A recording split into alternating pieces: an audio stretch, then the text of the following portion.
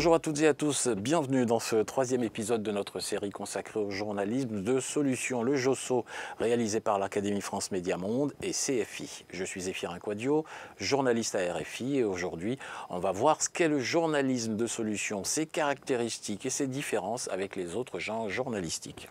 Bonjour, je suis Yanali, journaliste à France 24, spécialiste du journalisme à problème. J'accompagne Zéphirin dans cette série et je me pose plein de questions sur le journalisme de solutions. Par exemple, je me demande si le JOSO, ce n'est pas un peu de la com quand même. Moi, j'ai l'impression qu'à force de chercher des solutions, on cache les problèmes et on oublie notre sens critique pour raconter des belles histoires. Eh bien, merci d'être là, Yana, et de poser les bonnes questions. Et non, le JOSO, ce n'est pas de la com, c'est du journalisme tout court. On définit un sujet, on trouve un angle, on cherche des sources, on les interroge et on les confronte. Et on s'attache, comme dans toute production journalistique, à répondre aux 5 questions de base, les fameux 5 W que tu connais, what, who, where, when et why. Ok. Qui, quoi, où, quand et pourquoi. On les connaît par cœur. Et après? Après, en JOSO, on se pose 2 autres questions. D'abord, how, autrement dit, comment. Comment on fait pour produire cette solution? Mais aussi, so what, qu'on pourrait traduire par et alors? So, le comment, je comprends. Mais pourquoi le so what? Pour ne pas nous contenter de raconter de belles histoires. Si la solution n'est pas reproductible, si c'est juste une success story, l'exploit d'un super-héros, c'est peut-être une réponse à un problème. Mais ce n'est pas une solution qui peut servir à tout le monde.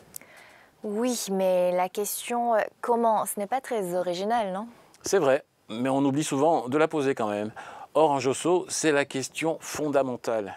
Il y a une adepte du journalisme de solutions, Claudia Rowe, du Seattle Times aux États-Unis, qui raconte qu'elle démarre ses enquêtes avec une liste de questions, 60 questions, commençant par comment. En fait, le JOSO, c'est un tuto, c'est du journalisme pratique. Bien sûr, c'est aussi ça. C'est un journalisme de service, un journalisme qu'on a souvent négligé et méprisé dans les rédactions. Même si les enquêtes auprès du lectorat montrent que ce sont souvent les articles pratiques qui sont les plus partagés, le JOSO, c'est un journalisme modeste au service de son public. Regardons par exemple cette vidéo initiée par Stop Blabla avec l'association Dr Nakamu, une plateforme de journalisme de solutions en Afrique francophone au tout début de l'épidémie de Covid. C'est simple, concret, court, efficace. Hello, alors comme vous le savez, le port de masque est devenu obligatoire au Sénégal. Du coup, nous sommes là pour discuter avec vous sur comment bien les utiliser pour vous protéger ainsi que votre entourage, car mal utiliser un masque pourrait accroître les risques de contamination. Ce qu'il faudrait faire en premier lieu, c'est de se laver les mains avec de l'eau et du savon ou bien une solution hydroalcoolique. Ensuite, prenez votre masque et repérez le bord érigé, car il sera positionné au-dessus du nez. La zone en couleur ou avec des écritures sera positionnée vers l'extérieur.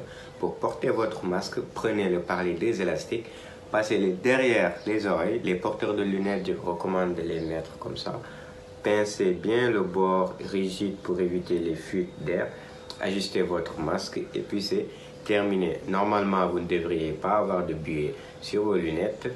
Aussi, évitez de baisser votre masque comme ça. Le masque ne doit pas être manipulé une fois qu'il est porté. Évitez aussi de toucher cette zone-là car elle est probablement contaminée. Si vous la touchez, lavez-vous-les. Mais si vous voulez boire de l'eau, par exemple, retirez le masque par l'une des élastiques. Comme ça, buvez votre eau et remettez le masque par l'élastique.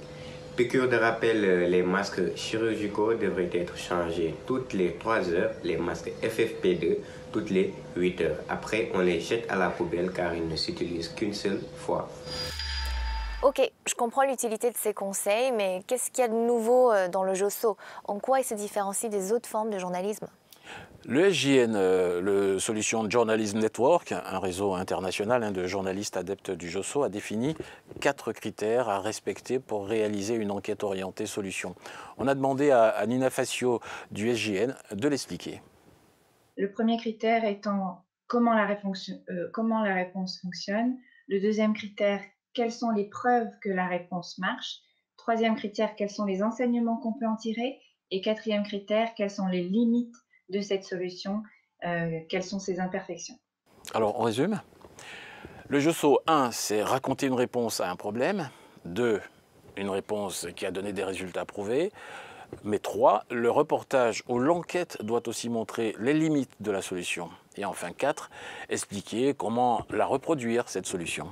C'est bon, j'ai pris des notes, je vois bien comment on peut faire du Joso, son intérêt et son utilité.